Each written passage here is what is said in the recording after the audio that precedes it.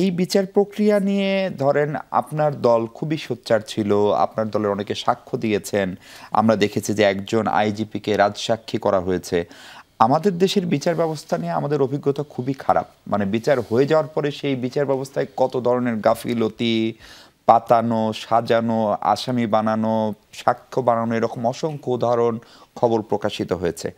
ভয়টা হচ্ছে যে এই বিচার প্রক্রিয়ায় খানিকটা তাড়াহুড়া হলো কিনা, এবং সেটা করতে গিয়ে এই বিচার প্রক্রিয়াটি অদূর ভবিষ্যতে প্রশ্নবিদ্ধ হওয়ার সুযোগ নেই বা থাকবে না, সেটি ট্রাইব্যুনালের চিফ প্রসিকিউটর বারবারই আশ্বস্ত করেছে। ফলে আপনারাও বিভিন্ন সময় বিচারের প্রক্রিয়া কোট আন কোট এর ভিতর দিয়ে গেছেন। ফলে আপনার পর্যবেক্ষণ কি, এই বিচারটা নিয়ে আপনি কি বুঝছেন, বা সাজা নিয়ে বা আপনার প্রত্যাশা কি? এখানে আপনি যে প্রশ্নটা করেছেন সেটাকে আসলে দুইটা স্তরে উত্তর দেওয়া যায়। প্রথমত আপনি বলেছেন এটা নিয়ে সমালোচনা হবে কি হবে না, এটি তারপরে বলেছেন এটা তাড়াহুড়া হয়েছে কিনা, জি। এবং ভবিষ্যতে এটার ভবিষ্যৎ কি। আসলে বিচারটা নিয়ে তাড়াহুড়া হয়েছে আমি বলবো না, কিন্তু যতটুকু সংস্কার হয়ে তারপরে বিচার কার্যক্রম পরিচালনা করা উচিত ছিল সেটা আসলে কিন্তু হয়নি।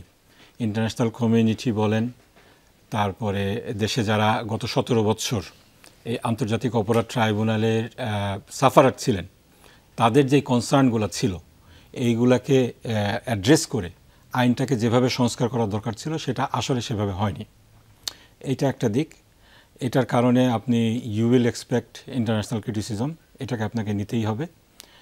ওদের আরও কিছু কনসার্ন ছিল যেগুলো আমাদের দেশের আলোকে যৌক্তিক না, যেমন তারা ডেথ পেনাল্টি দিলে তারা সমালোচনা করবেই, কিন্তু আমাদের দেশে তো এটা সর্বোচ্চ আইন, সর্বোচ্চ শাস্তি। এটাকে আপনি তো শুধুমাত্র আইসিটির জন্য কিংবা যুদ্ধাপরাধ আইনের জন্য, মানবতা বিরোধী অপরাধের জন্য আলাদা শাস্তি করতে পারেন না। দ্বিতীয় যেটা হলো বিচার প্রক্রিয়াটা, এখানে ট্রান্সপারেন্সি এনশিওর করেছে বলবো। এখানেও কিছু কনসার্ন আছে, যেমন স্টেট ডিফেন্স যেভাবে নিয়োগ দেওয়া হয়েছে, ইন্টারন্যাশনাল কিছু কিছু ক্রিটিসিজম হয়েছে।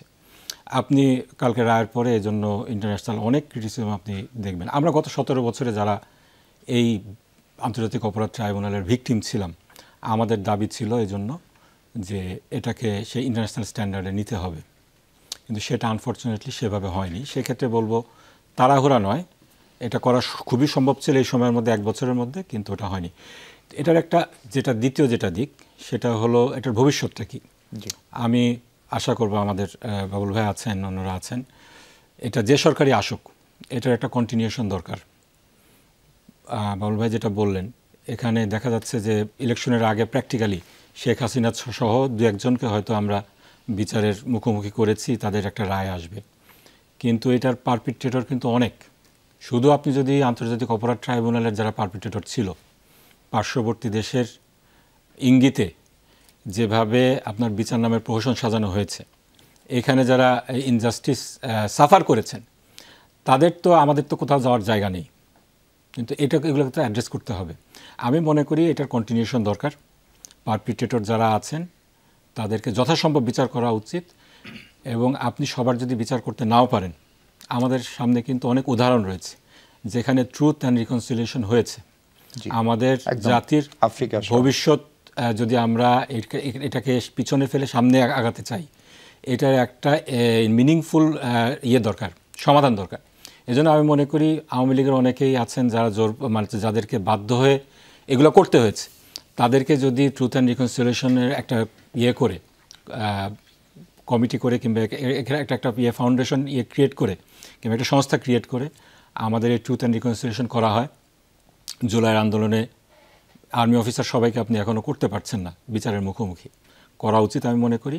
কিন্তু এমন যদি কেউ থেকে থাকে যে এইগুলার এই রেজিমের ভিকটিম ছিল, ভিকটিম হিসাবেই আসলে তাকে অপ্রেসারের রোলটা প্লে করতে হয়েছে, তাদেরকে সেই সুযোগটা দেওয়া উচিত আমি মনে করি, আমাদের ভবিষ্যতে যদি আমরা একটা সুন্দর সমাজ বিনির্মাণ করতে চাই।